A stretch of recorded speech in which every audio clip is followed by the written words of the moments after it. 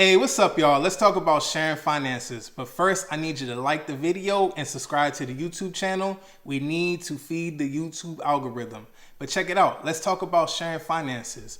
I'm not a marriage expert. I'm not a relationship expert. I'm just letting you know what works for me in my house. I give my friends that are in serious relationships or that are married, I give them this advice.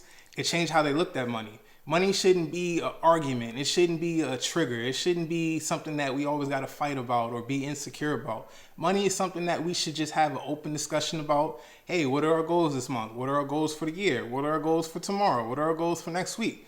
If you have these healthy relationships with money, then your kids grow up, they're able to continue the cycle. They're able to continue to have these healthy conversations about money with their kids or with their spouse. So have these healthy conversations, because I read a report that 48% of marriages end in money disagreements. One person could be spending too much. One person can be too cheap. And people are afraid to have adult conversations about such a simple topic. Having a two-income household is such a powerful tool.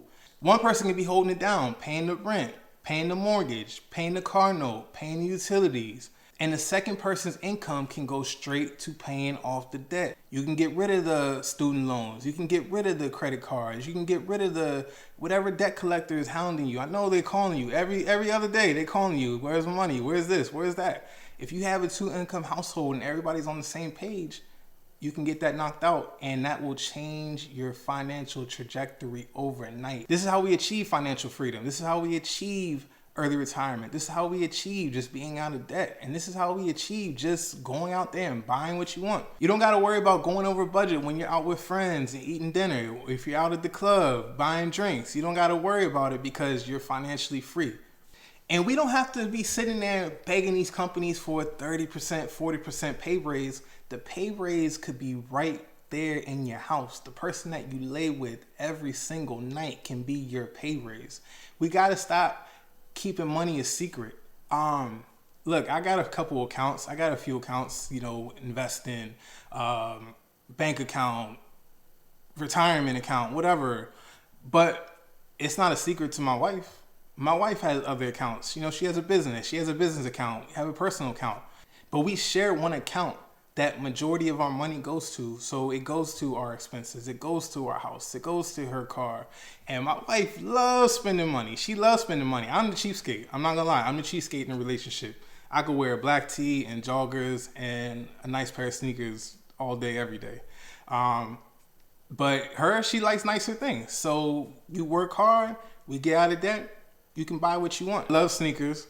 I love one particular sneaker. I don't think we can even mention his name anymore because of some comments he said, but I love his sneakers.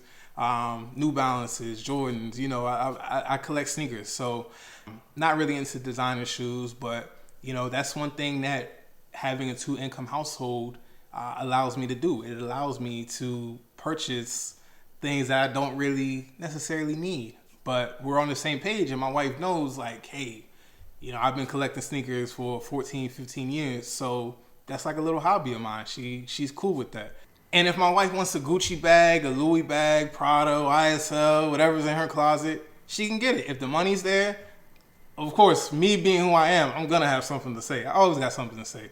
That's one thing you guys are going to learn about me. I always got something to say, but there's no reason to fight about it. If the money's there, we're not in debt, we don't have creditors hounding us every other day, go ahead and buy the bag. There's no reason that we have to have a full-blown argument, a full-blown fight about making a simple purchase. And the money will get replaced. Her income, my income, it'll be there. There's no reason to get up in arms, and there's no reason to do all that. You can buy what you want. It shouldn't be an argument like, oh, you're spending too much, you're doing this, you're doing that. You have to have these conversations and everybody on the same page. That way, if $3,000 is missing out the account, of course, I'm a questioner about it, but we already had that conversation. She worked hard for this. I worked hard for that. And we're going to treat ourselves. There's nothing wrong with treating yourself. But the problem comes when your spending habits just get out of control, or you're hiding purchases. Then that's when the issues arise. Or if your partner finds out you have some secret account that they're not aware of, then that's where the problems are going to arise. And money opens up so many opportunities. Let's say you don't live in the best school district, but you love your house, you love your neighborhood, and you don't really feel comfortable sending your kid to that school, having two incomes, everybody on the same page, you can send your kid to private school. Or if you don't want something to private school, you can have money set aside for their college fund. That way they don't have to get in debt. They don't have to take out a bunch of loans to go to college. This is the beauty of having a two-income household. And I love giving. Me personally, I love giving. I'd rather go without than seeing somebody else go without. So having a two-income household gives me the ability to give more. If a family member falls on hardship, or a friend is in a rut and, might need some bread thrown their way, I don't hesitate. Either I'm going to get it back, or I didn't need it that bad, so I'm going to give it to you. And just having that flexibility and having the ability to help people, that's rewarding for me. So that's another important thing with money. And guys, once you get on the same page with money, the statistics prove half of divorce rates are because of money. Once you get on the same page with that, everything else can be figured out. And I appreciate you guys checking out the video. Once again, like and subscribe. And money doesn't have to be a fight. It can be a simple conversation. Have those budget meetings. Have those talks at dinner. Have those talks at breakfast. Have those talks at brunch. Whatever you and your spouse do, have those talks, because money is a tool that should be working for you, not against you. Better Living Financial, we out.